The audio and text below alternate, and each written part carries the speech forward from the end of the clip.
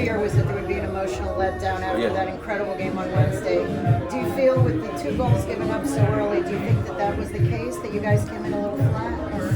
Yeah, I mean, we gave up 2 goals, I think, in the first 10 minutes or something, one in the first couple minutes. But I will have to say, the first run of play, I think we started really bright, and then the goal that we gave up was just kind of a few mistakes from the team. And then when you give up a goal that early after Wednesday, I think that plays a big role. So I don't think coming into the game we were too worried. And then when you give up 2 goals, similar to how Orlando gave up 2 goals against, I think it crushed us. It was always going to be so hard to get back into the game. Yeah, I was going to ask, how deflating was it? I mean, even the atmosphere, the crowd was so ready to party, and then when they're down 2-0 in the 8th minute, did you feel like inflation there? Yeah, I think after Wednesday, such a good vibe around the club, and we were all so excited and emotional from Wednesday. So I think today was a chance for a celebration with another win to get the 5th win in a row. So I think those 2 early goals kind of shocked the crowd and shocked the team.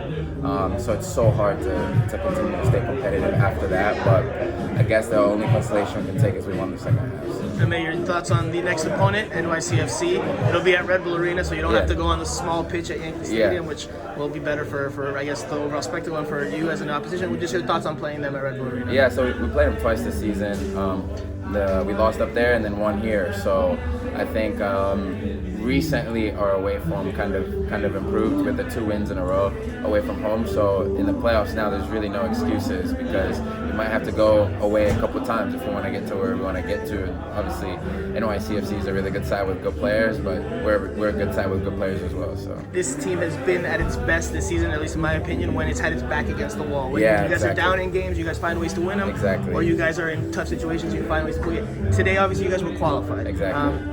Now you go on a game again, it will be do or die, win or go home. Exactly. Do you think that will lend itself to seeing the Inter Miami that we've seen as of late, not the Inter Miami we saw tonight? Yeah, I think that's a really good point. That's kind of been the personality of the team. Start, with 1 point out of 15, and then now it's kind of do or die. And then if you really look at the last 5 games, they've really been do or die games. If you look at the table now, I think if we were to drop points in really any of those other games, there's a good chance we wouldn't have got in. And then now it's a do or die game again, where today it wasn't necessarily do or die. We had a goal that we wanted to accomplish, but you knew you had another game. Exactly. That's just kind of a psychological factor. But now going to NYCFC, it's win or your season's done. So what did happen on those 2 goals from your vantage point? I think on the first one, we just I think it just a little too slow in the back with decision making, and then on the second one, similarly, I think just 1v1 defending really. On the third goal as well, I think just Montreal's a good side with really good players.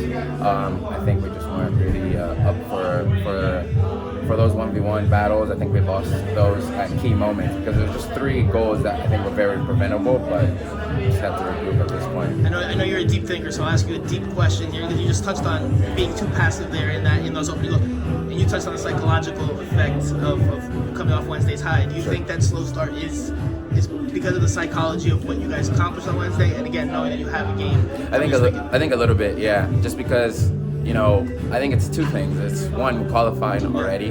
I think we would hope, even with qualifying, that we're able to put on the same kind of performance as we did on Wednesday. And then secondly, I think, like I said, the emotions of Wednesday, I think you saw, during the game, after the game, the day after the game, sort of the vibe around the club, the team, the fans. I think getting shocked with 2 early goals, I think maybe if we get through that first 15, 20 unscathed, I think it's a little bit different game, but I think it played a part. Because the intensity level, even like from you guys, wasn't the same that we've seen in the last few games. So okay. But you don't think you don't think this will hurt the confidence or anything? I don't think so. This won't have any effect on going forward? No, I don't think so. I think the vibe in the locker room after the game, really what we're saying is we don't want to take away from what we accomplished, because we did make the playoffs and a lot of people counted us out. It's unfortunate that we did lose today in the manner that we did, but like Franco said, I think when we have our backs against the wall, that's when we come alive. So for us, it's just regroup, recover over these next 3-4 days, continue to train how we've trained in the last 4 or 5 weeks or so, because it seems like we've been playing playoff games for the last month and a half. So now we have a real playoff game, and I think you can hear kind of the vibe in the locker room now. We never want to lose, but it is what it is. Now it's just on to NYCFC. Yeah.